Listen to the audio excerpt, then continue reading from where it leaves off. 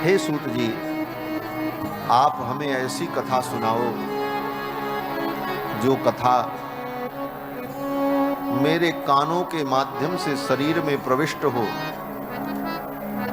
और वो रसायन बन जाए। रसायन माने औषधि।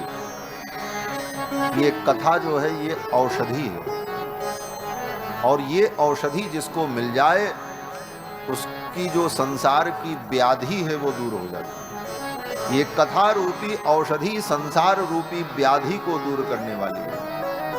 हनुमान चालीसा में भी हम हनुमान जी की स्तुति करते हैं तो यही कहते हैं, राम रसायन तुम्हारे पासा, राम रसायन तुम्हारे पासा, सदा रहो रघुपति के दासा, सदा रहो रघुपति के दासा। राम रसायन तुम्हारे पासा, राम रसायन तुम्हारे पासा, तुम्हारे पासा, तुम्हारे पासा। ये रसायन है भगवान की कथा। ऐसा रसायन हमें पिलाओ कि संसार का रोग दूर हो जाए, और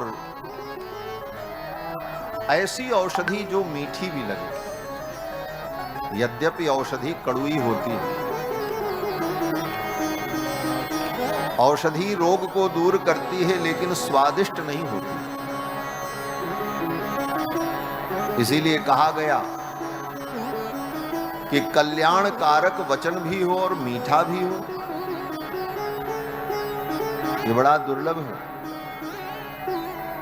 लेकिन भगवान की कथा ऐसी औषधि है जो मीठी भी है और संसार के रोग को नष्ट करने की औषधि भी है। और ऐसी मीठी दवा को अगर आपने नहीं पिया तो फिर तो कड़वी औषधि पीनी ही पड़ेगी।